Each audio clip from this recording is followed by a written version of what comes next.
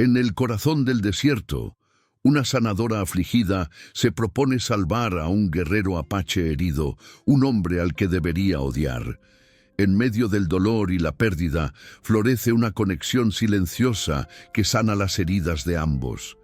Cuando la muerte llama a la puerta, la valentía y un gesto inesperado de paz cambian el destino de todos.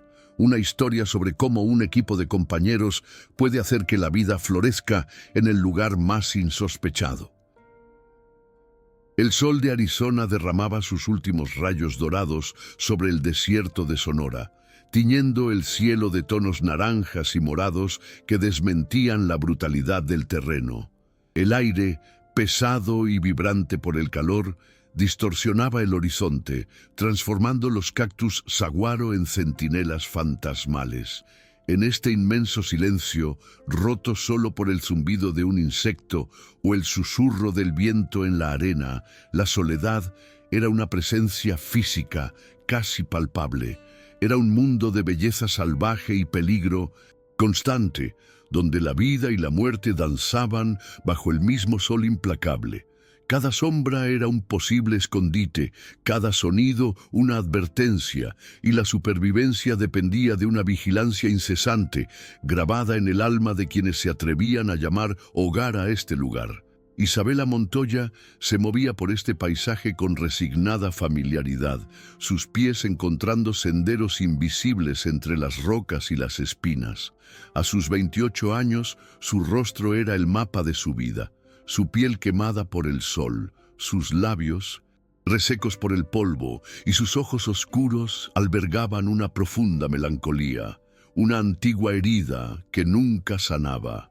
Buscaba hierbas con gestos mecánicos, su instinto de sanadora guiando sus manos mientras su mente permanecía distante, atrapada en un duelo silencioso.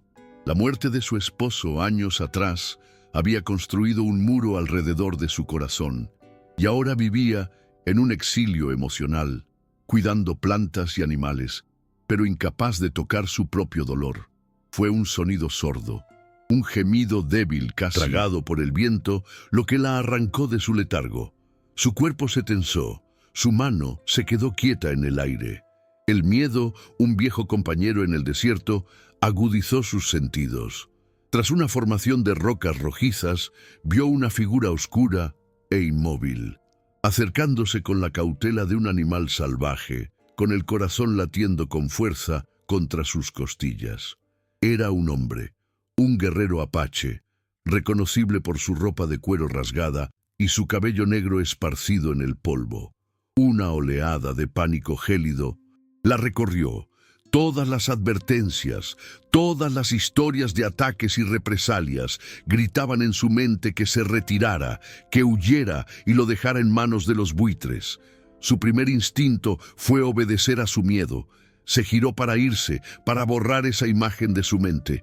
Pero entonces una ráfaga de viento le trajo un aroma que su cuerpo de sanadora reconoció al instante: el fétido y dulce olor de la infección. Era una llamada más profunda que el miedo, un lenguaje que no podía ignorar. Sus ojos se fijaron en la pierna del hombre, donde un profundo corte purulento se abría en la carne, la piel circundante inflamada y oscura. Vio la fiebre brillando en su piel cobriza, el temblor que lo recorría incluso en el calor del desierto. No vio a un enemigo, sino un cuerpo al borde de la muerte, una vida desvaneciéndose en la arena. Mientras la batalla entre el miedo y el deber rugía en su interior, los labios del hombre se movieron. Un murmullo febril, apenas audible, se escapó. Nantan, la palabra, pronunciada en un idioma extraño, impactó a Isabela con la fuerza de un rayo.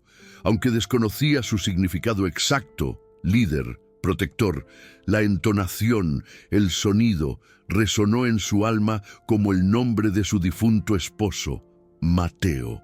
Era como si el desierto le hubiera devuelto un fantasma, la sombra de su propia pérdida. En ese hombre delirante ya no veía la amenaza de un guerrero apache, veía la vulnerabilidad de un ser humano, un reflejo de su propio dolor y soledad. El muro que rodeaba su corazón se quebró. En un acto de rebeldía contra su propia apatía y las crueles reglas de supervivencia que regían su mundo, tomó una decisión. El miedo seguía ahí, un nudo en la garganta, pero algo más fuerte la impulsaba.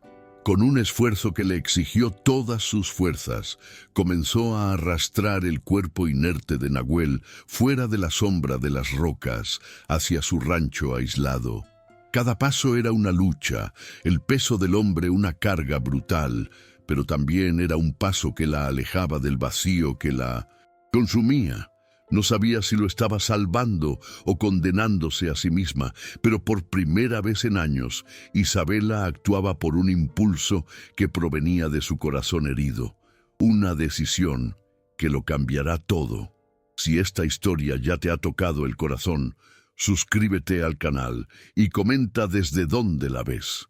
El viaje de Isabela apenas comienza. Era 1870 y la frontera de Arizona era una tierra de promesas incumplidas. Los gobiernos estadounidense y mexicano competían por el control, pero en la práctica era sin ley, gobernada por la sed, el hambre y el cañón de una pistola. Familias mexicanas, como la de Isabela, que habían recibido concesiones de tierras, vivían en un estado de asedio permanente. Por un lado, las patrullas mexicanas los veían con recelo. Por el otro, los cazarrecompensas estadounidenses que ofrecían dinero por la muerte o captura de cualquier apache sin hacer preguntas. La pobreza era la norma y la desconfianza reinaba en el aire. En este hervidero de odio y miedo, la compasión era una moneda sin valor, un lujo que nadie podía permitirse. La vida de Isabela, antes de conocer a Nahuel, era un largo y silencioso poema de resignación. Su rancho, antaño símbolo del sueño de autonomía de su familia, se había convertido en una prisión de recuerdos.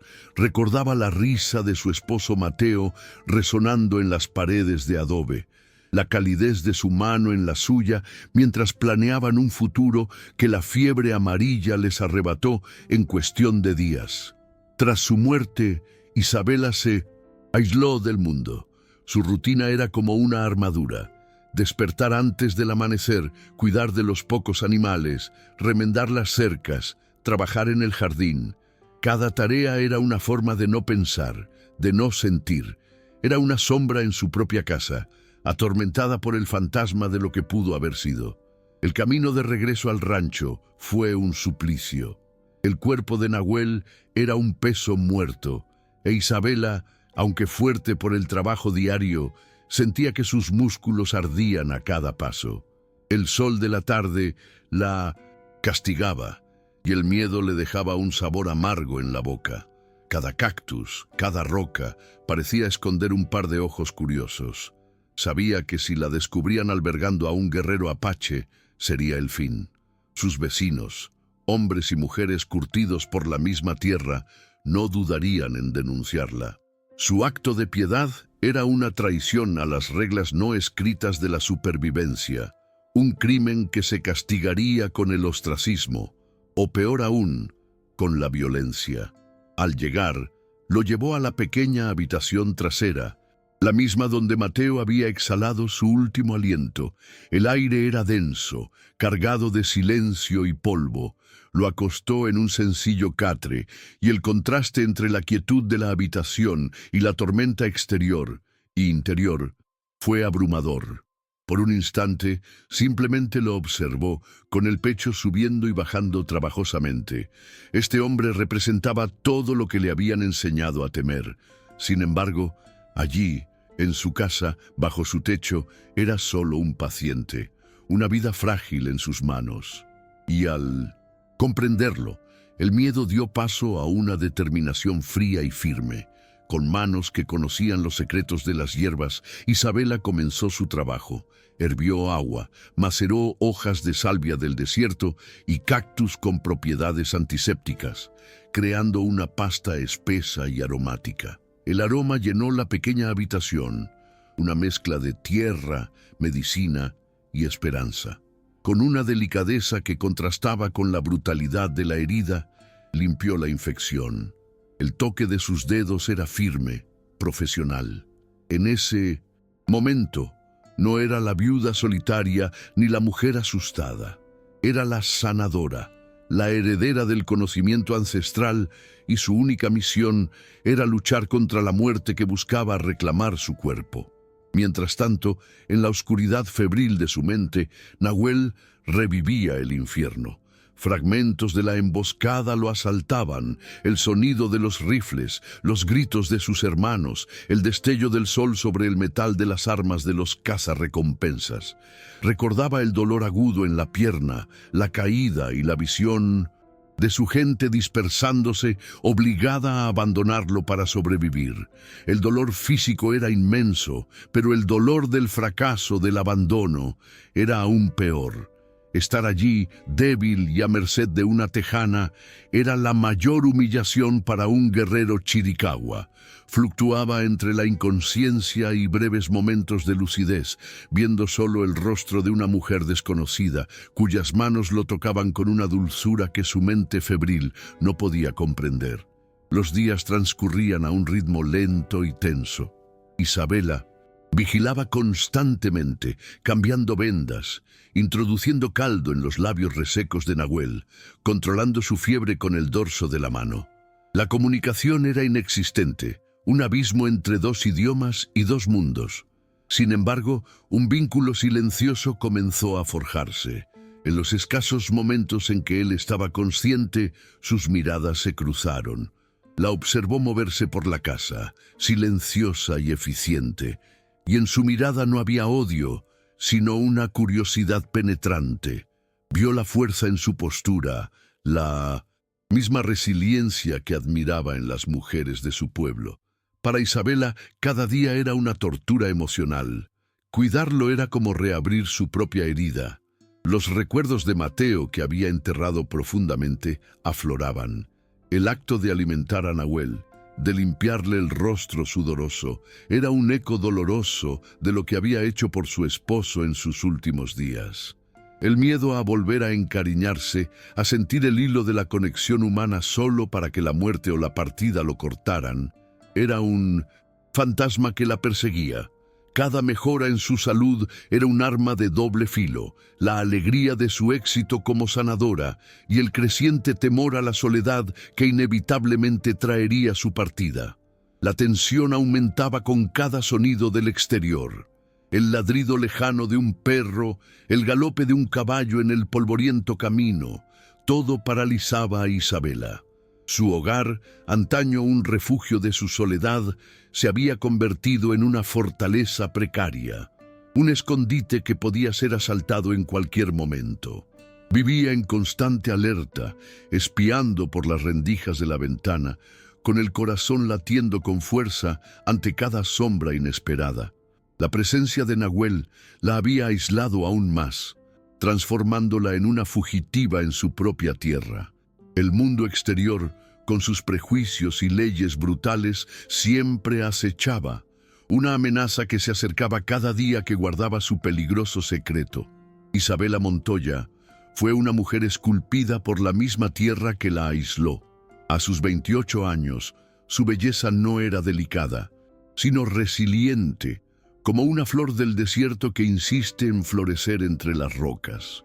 Su espeso cabello negro, a menudo enredado por el viento, enmarcaba un rostro donde el cansancio y la tristeza habían dibujado finas líneas alrededor de sus ojos oscuros. Su postura era invariablemente rígida, una barrera física que reflejaba los muros emocionales que había construido.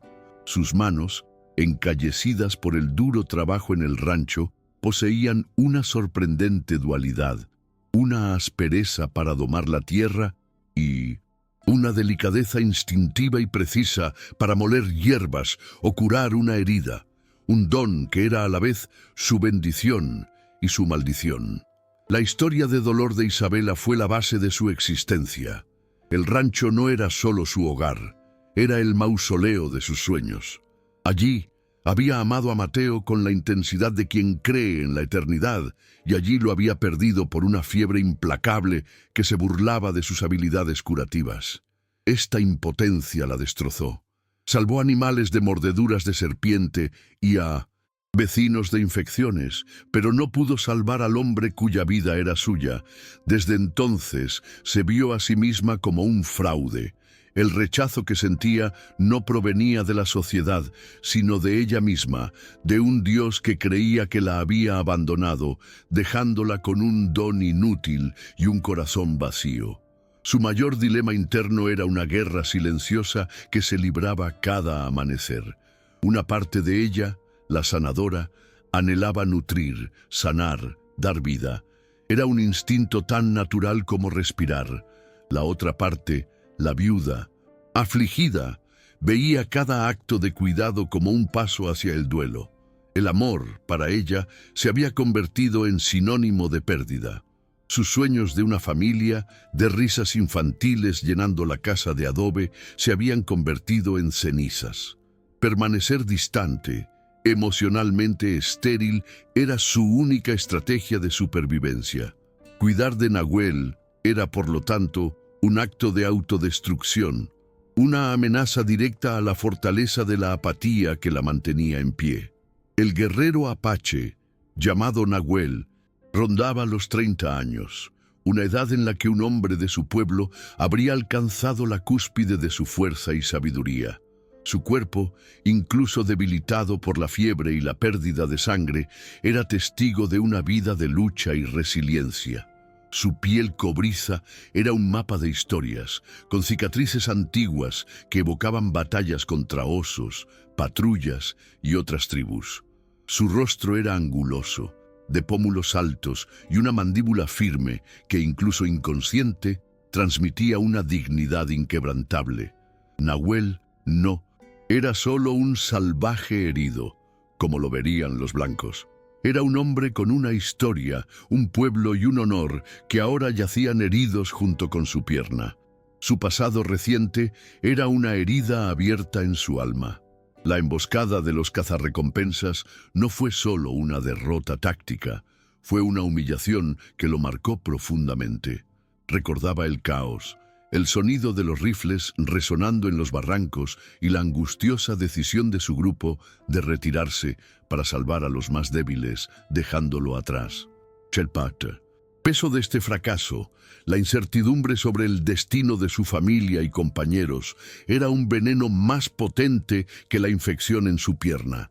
El dolor de ser un protector incapaz de proteger, un líder obligado al abandono, lo consumía en su delirio febril, haciendo de su vulnerabilidad física un reflejo de su tormento espiritual. A pesar de todo, la personalidad de Nahuel era fundamentalmente honorable. Su postura, incluso en el suelo y débil, nunca fue la de un hombre derrotado, sino la de un guerrero en reposo forzado. El mayor símbolo de su espíritu indomable se guardaba en una pequeña bolsa de cuero atada al cuello, el polen sagrado de Tule, el Hadntiyí. Para su pueblo, este polvo dorado era la esencia de la vida, un símbolo de bendición, protección y renovación. Se aferró a él como la última conexión con su identidad, con su mundo espiritual. Esto revelaba que bajo la apariencia de un guerrero temible se escondía un hombre de profunda fe y una esperanza resiliente. La principal fuente de opresión se encarnaba en la figura del mariscal Thompson, un exsoldado de la Unión que veía la frontera como un lienzo en blanco sobre el que pintaría orden con la pintura de la ley, o con sangre, si era necesario. Para él, el mundo era simple. Por un lado, los colonos, la civilización, el progreso. Por el otro, los nativos, la barbarie, el obstáculo. Su prejuicio no era fruto de una malicia teatral, sino de una convicción ciega y peligrosa. Creía sinceramente que erradicar a los apaches era un mal necesario para la paz, y su autoridad le otorgaba el poder de transformar esta creencia en una política velada de exterminio. El alguacil, sin embargo, no actuó solo. Fue el catalizador del miedo que ya existía en la comunidad ganadera. Eran hombres y mujeres como los padres de Isabela, que llegaron a la frontera en busca de una vida mejor y solo encontraron la lucha por la supervivencia. El miedo constante a los ataques, a las cosechas perdidas por la sequía, a las enfermedades incurables, los hacía susceptibles al discurso de odio. Para ellos, un apache no era un ser humano, sino la encarnación de todas sus angustias, el chivo expiatorio de todas sus desgracias. Su hostilidad era una defensa, una forma trágica y violenta de proteger lo poco que tenían. La injusticia que esta sociedad fomentaba era sistémica y brutal, cristalizada en la práctica de la caza de recompensas. La vida de un apache tenía un precio fijado en dólares, una cantidad que podía significar la salvación para una familia de colonos hambrienta. Esta monetización de la muerte corrompía a todos, convirtiendo a los vecinos en asesinos en potencia y la supervivencia en un juego de suma cero. Fue este sistema el que legitimó la emboscada a Nahuel y ahora se cernía como una amenaza de muerte sobre él y cualquiera, como Isabela, que se atreviera a ver humanidad donde la sociedad solo veía un premio en efectivo.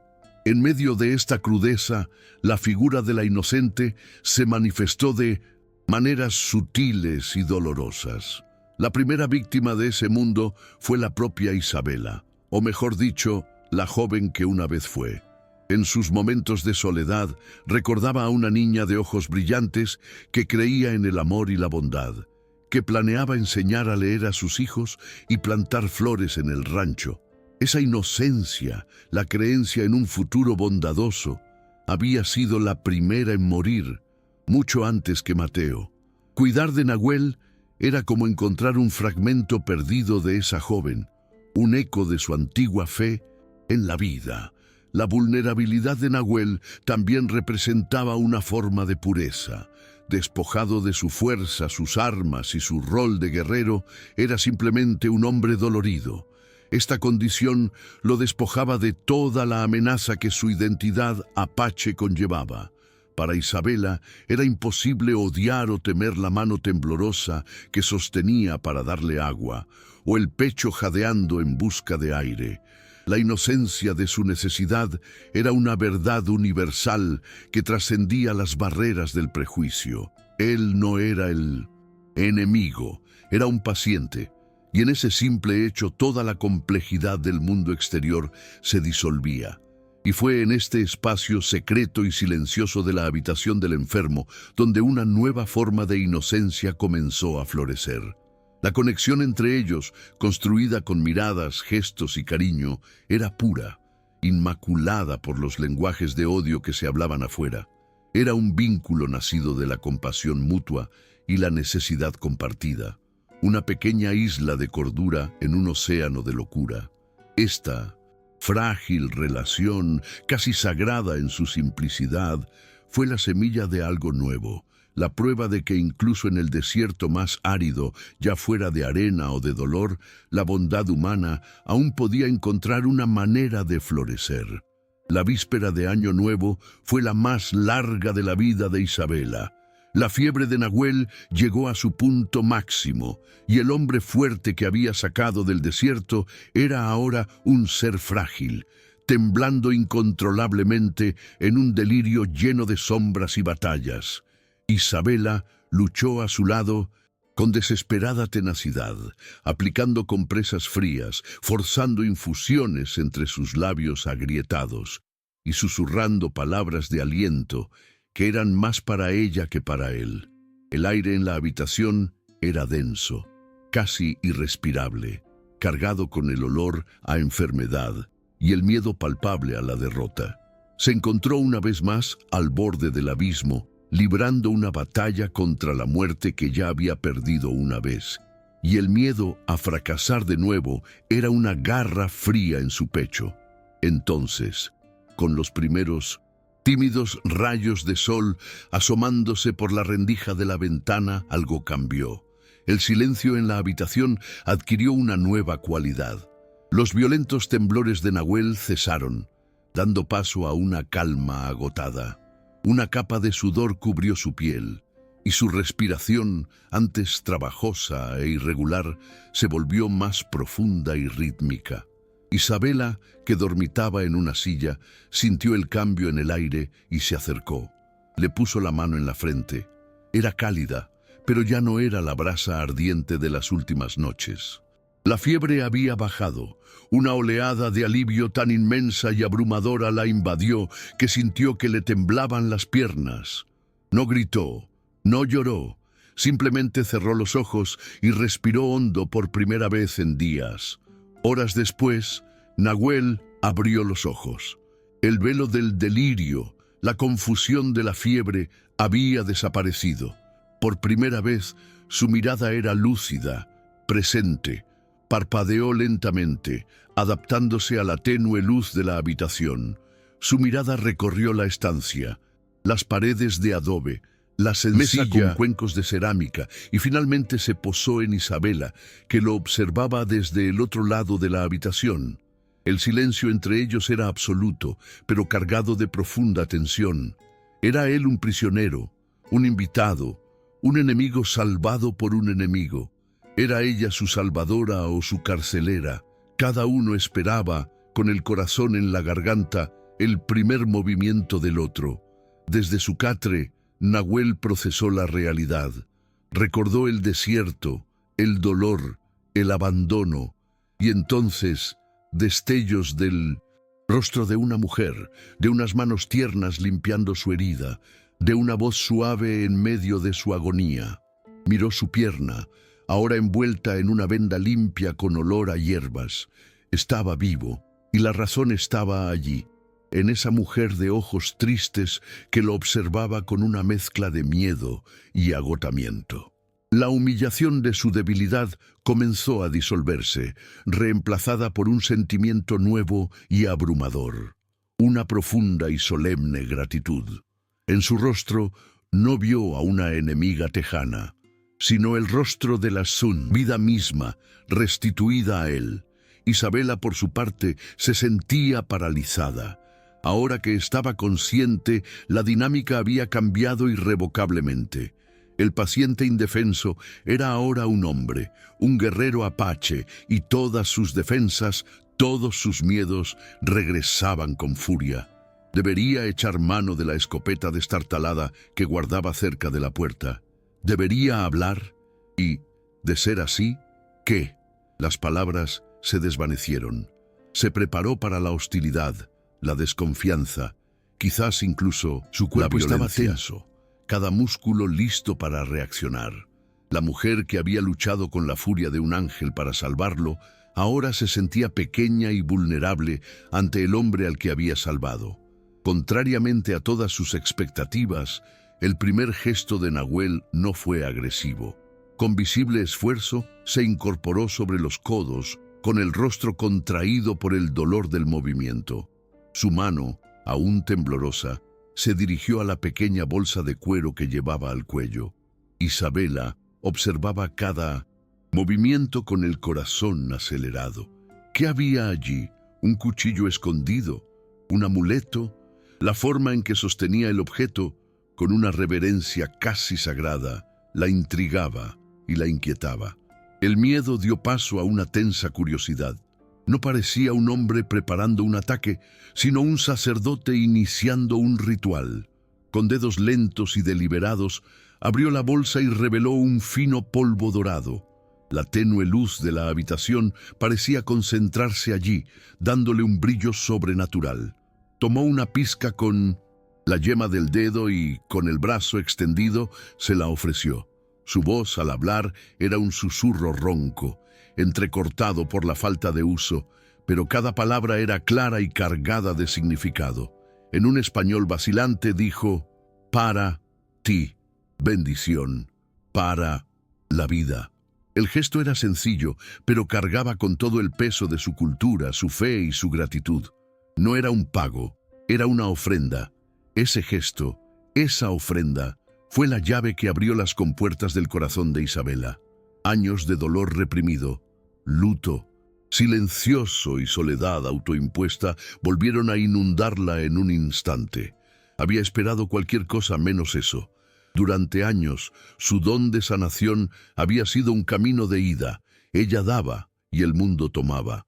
Pero aquí, el hombre al que había salvado le ofrecía algo a cambio, no oro ni posesiones, sino algo infinitamente más preciado, un don espiritual, una bendición, una afirmación de su existencia, lágrimas.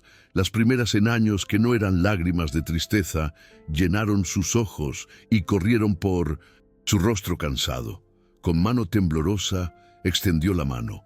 Por un instante, sus dedos se posaron sobre los de él. Luego extendió la palma y él dejó que el polen dorado cayera suavemente sobre su piel. El roce fue más ligero que una pluma, pero el impacto fue devastador. En ese instante las barreras de la raza, el miedo y los prejuicios se derrumbaron. Él ya no era el guerrero apache, ni ella la viuda mexicana. Eran simplemente dos almas que se habían encontrado al borde de la muerte y ahora estaban unidas por un hilo dorado de gratitud y humanidad compartida. La verdadera sanación para ambos acababa de comenzar. Tras la ofrenda de polen, una nueva quietud se apoderó de la casa de adobe. La tensión de la incertidumbre había sido reemplazada por un frágil y silencioso acuerdo de respeto. La rutina de Isabela seguía siendo la misma, pero la presencia de Nahuel la reconfiguraba. Ya no era solo un cuerpo por sanar, sino testigo de su soledad, un compañero inesperado en su exilio, autoimpuesto. Mientras atendía su herida, que ahora sanaba lentamente, sus gestos eran más suaves, menos clínicos.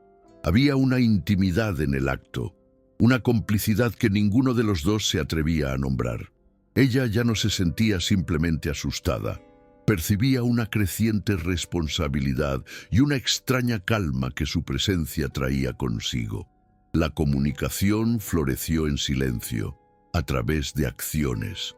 Nahuel, aún incapaz de realizar trabajos pesados, se negó a ser inútil. Sus vigilantes ojos de guerrero lo observaban todo. Vio cómo Isabela forcejeaba con el asa desgastada de un cubo, cómo crujía la puerta del armario. Un día, mientras ella estaba ausente, tomó un trozo de madera y, con el pequeño cuchillo que ella le había permitido conservar, talló un nuevo mango, perfectamente liso y funcional. Cuando Isabela lo encontró, no hubo intercambio de palabras. Solo una mirada de sorpresa y gratitud de ella y un sentimiento casi imperceptible de él.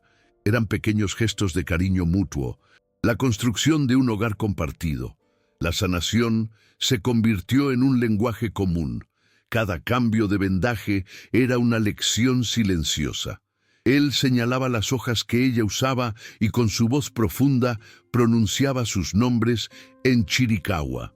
Ella, a su vez, repetía los nombres en español, mostrándole otras plantas de su jardín. Descubrieron que, aunque sus pueblos se odiaban, ambos veneraban la misma tierra, extrayendo de ella el conocimiento para la vida. Este intercambio de sabiduría ancestral igualó las condiciones entre ellos. Él la veía no solo como una mujer bondadosa, sino como una chamán por derecho propio, y ella veía en él no a un salvaje ignorante, sino al portador de una cultura rica y profunda. Una noche, sentado junto a la chimenea titilante, la armadura de Nahuel finalmente mostró una grieta. Su mirada se perdió en las llamas, y una tristeza tan profunda se apoderó de sus rasgos que a Isabela se le encogió el corazón. Ella permaneció en silencio, dándole el espacio que necesitaba. Después de un largo rato habló, su voz apenas un murmullo. No describió la batalla ni la violencia, sino los Ixhique, los niños de su tribu. Con las pocas palabras que sabía de español, pintó una imagen de risas apagadas y futuros inciertos. Fue la primera vez que reveló la verdadera naturaleza de su dolor, no el de un guerrero herido, sino el de un guardián que temía haber perdido su tesoro más preciado. Su confesión fue como una llave que abrió una puerta cerrada dentro de 1900. Isabela, al oír el dolor en su voz, encontró un eco en el suyo. Su pérdida, tan inmensa y colectiva, le dio una nueva perspectiva sobre su dolor, tan agudo y personal. Vio que el dolor de la pérdida era un lenguaje universal. En su silencio, compartió su propia historia, no con palabras, sino con la empatía que brotaba de sus ojos. Por primera vez, no se sintió sola en su sufrimiento. Eran dos náufragos de tormentas diferentes que habían encontrado refugio en la misma isla desierta, reconociendo en el otro las mismas cicatrices dejadas por la vida. La confianza entre ellos se cimentó ante el peligro. El sonido de un jinete acercándose al camino provocó pánico en Isabela. Su primer instinto fue correr, esconderlo, borrar cualquier rastro de su presencia. Pero mientras se movía frenéticamente, Nahuel, ahora capaz de mantenerse en pie con la ayuda de un bastón improvisado, le tocó el brazo. El gesto fue suave, pero firme. Sus ojos se encontraron con los de ella, y no había miedo en ellos. Solo una calma inquebrantable y un mensaje claro: confío en ti. En ese momento le entregó su vida, no por falta de elección, sino por decisión propia. Ese toque silencioso consolidó los cimientos de su relación con más fuerza que cualquier juramento. Las noches se transformaron. El silencio, antes denso y tenso, ahora era ligero y reconfortante. Se sentaron en lados opuestos del fuego, cada uno inmerso en sus propios pensamientos, pero la presencia del otro era un ancla. El crepitar de la leña era la única conversación necesaria. Para Isabela, quien había pasado años donde el silencio era sinónimo de ausencia y dolor, esta nueva quietud fue sanadora. Fue el descubrimiento de que era posible estar en paz, incluso en medio de la tristeza, simplemente teniendo a alguien a su lado, compartiendo el mismo espacio, el mismo aliento, la misma frágil esperanza. Un día, un momento de frivolidad rompió la solemnidad que los envolvía. Una de las cabras de Isabela, intentando robar verduras del huerto, se quedó con la cabeza atrapada en la cerca de forma cómica. La escena fue tan ridícula que una pequeña sonrisa, la primera en años, escapó de los labios de Isabela. Era una sonrisa oxidada, incierta, pero genuina. Nahuel, observando la escena de cerca, vio la transformación en su rostro. Y entonces sucedió lo imposible. Una sonrisa igualmente inusual suavizó la dureza de sus rasgos. Fue un fugaz momento de alegría compartida, un recordatorio de que incluso en los desiertos más áridos del alma, la vida e incluso la risa aún podían encontrar un camino. El vínculo entre ellos se había convertido en algo que trascendía la lógica y el lenguaje. No era una pasión ardiente nacida de la atracción, sino un amor profundo forjado en el respeto mutuo y la empatía. Él ya no veía a la viuda solitaria, sino a la mujer que le enseñó que la sanación podía venir de las manos más inesperadas. Ella ya no veía al guerrero apache, sino al hombre que le recordaba que su corazón aún podía sentir. Se comprendían en las pausas, en los gestos, en el ritmo de la respiración del otro. Eran dos mitades de la misma resiliencia, demostrando que la conexión humana más fuerte no es la que se declara, sino la que se vive, en silencio, día tras día. La paz era una ilusión, y ambos lo sabían. La tormenta no llegó con truenos, sino con el galope apresurado de un caballo que se alejaba de una colina cercana. Era un vecino, y su mirada no había sido de curiosidad, sino de confirmación. Isabela sintió un escalofrío recorrerle la espalda. Su secreto se había hecho añicos. El aire, antes tranquilo, ahora parecía vibrar con una electricidad inquietante, y el silencio del desierto ya no era apacible, sino expectante, como la calma antes de un terremoto.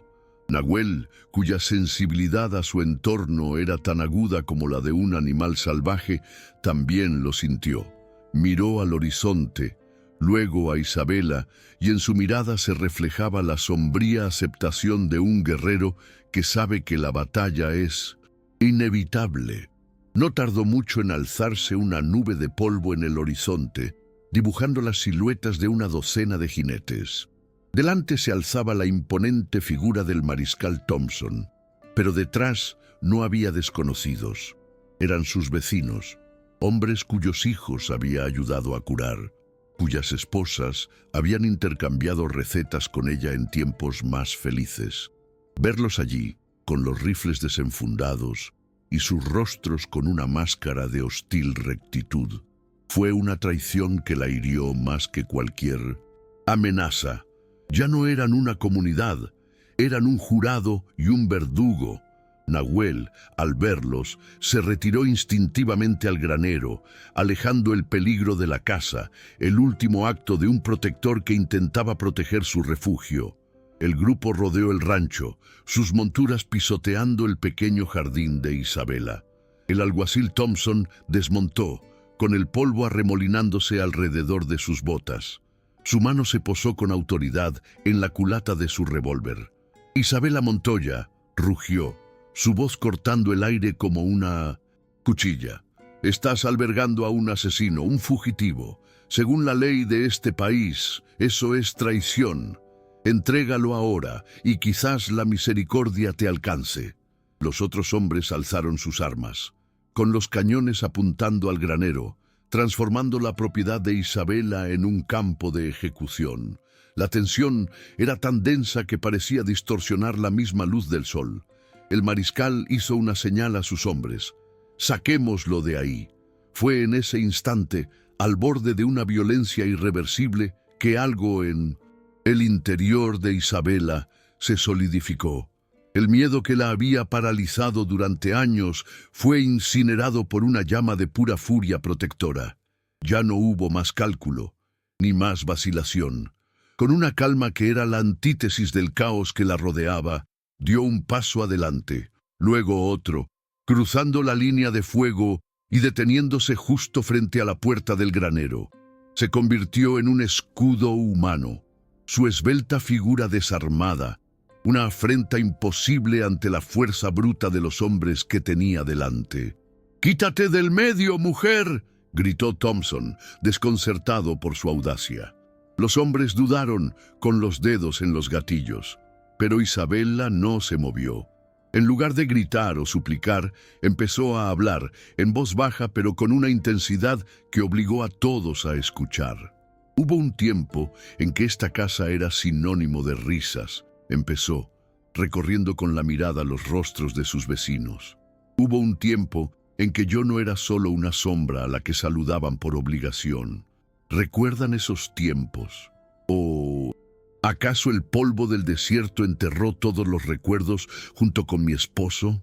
Sus palabras fueron un puñetazo en la conciencia. Entonces se volvió hacia el alguacil y las lágrimas que había contenido durante tanto tiempo finalmente brotaron, no por debilidad, sino por una fuerza renovada. «Ves a un enemigo», dijo con voz quebrada pero firme, señalando hacia el granero. «Un salvaje, una presa. Veo a un hombre que me recordó respirar cuando me ahogaba. Veo la razón por la que no me rendí. Sanar su cuerpo salvó mi alma.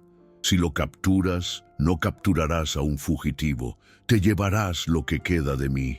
La cruda y desesperada confesión flotaba en el aire, desarmándolos con más eficacia que cualquier arma.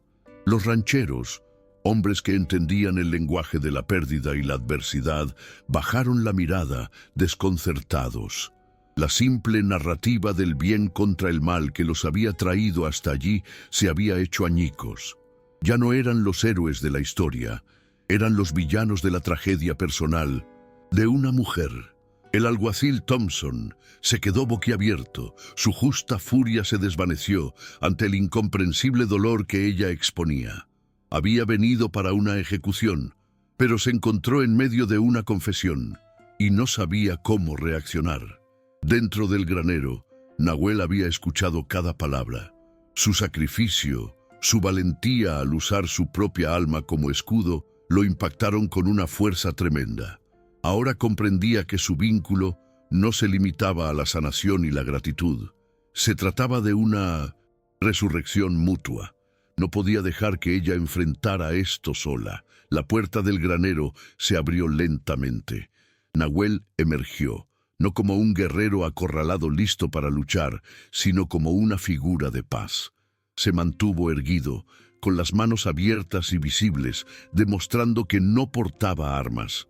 Los hombres volvieron a alzar sus rifles, pero había vacilación en sus movimientos. Ignorando las armas que lo apuntaban, Nahuel avanzó, pasando a Isabela y deteniéndose a pocos metros del alguacil. Su mirada, serena y profunda, se cruzó con la de la gente. Entonces, en un gesto que desafiaba toda lógica de aquel enfrentamiento, repitió el ritual que había compartido con Isabela. Sacó su saco de polen, arrancó una pizca del polvo dorado y se lo ofreció a su enemigo. Fue un acto de paz tan profundo, una ofrenda de bendición ante el odio, que su universo de violencia se derrumbó. El enfrentamiento armado se disolvió en un silencio atónito, suspendido entre la brutalidad que conocían y una gracia que no podían comprender. ¿Disfrutaste esta historia? Dale a me gusta y suscríbete al canal. Seguimos con el video. El gesto de Nahuel dejó un vacío de silencio y asombro. El mariscal Thompson miró el polen dorado en su palma, luego el rostro impasible del guerrero y por primera vez en su vida de certeza no supo qué hacer. La violencia era un lenguaje que dominaba, pero este era el dialecto de un alma que no podía comprender. Con un gruñido de frustración y derrota moral, envainó su arma. «Esto no cambia nada», dijo, «más para sí mismo que para los demás.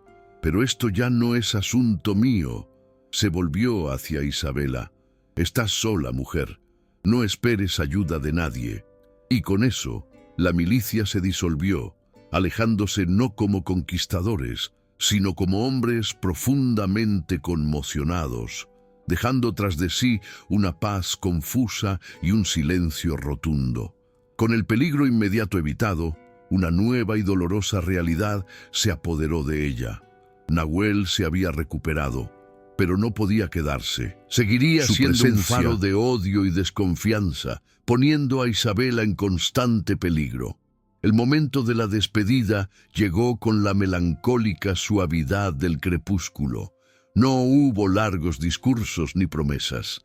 Las palabras fueron insuficientes para expresar la magnitud de lo que habían compartido. Él, un guerrero que necesitaba encontrar el destino de su pueblo. Ella, una mujer que se había encontrado a sí misma. Se tocó el pecho y luego la señaló, un gesto que decía: «Mi corazón está contigo». Ella simplemente asintió. Las lágrimas que fluían eran de noble tristeza, el dolor de una pérdida que, esta vez, venía acompañada de una inmensa gratitud. Pero antes de irse, le dio un último regalo. «Ven», dijo, y la condujo lejos del rancho, por senderos de piedra que solo él conocía. Entraron en un pequeño cañón oculto, un lugar que parecía intacto por el tiempo. Y allí, en medio de la aridez, estaba el milagro, un pequeño manantial, burbujeando con agua tan clara que parecía cristal líquido. Era un oasis secreto, la fuente de vida que su pueblo veneraba. «Esto es para ti», dijo con voz susurrante. «Aquí nunca volverás a tener sed, aquí tendrás vida». Le dio no un objeto, sino el futuro, un regalo de protección y autonomía, la seguridad de que podría florecer en esa tierra implacable.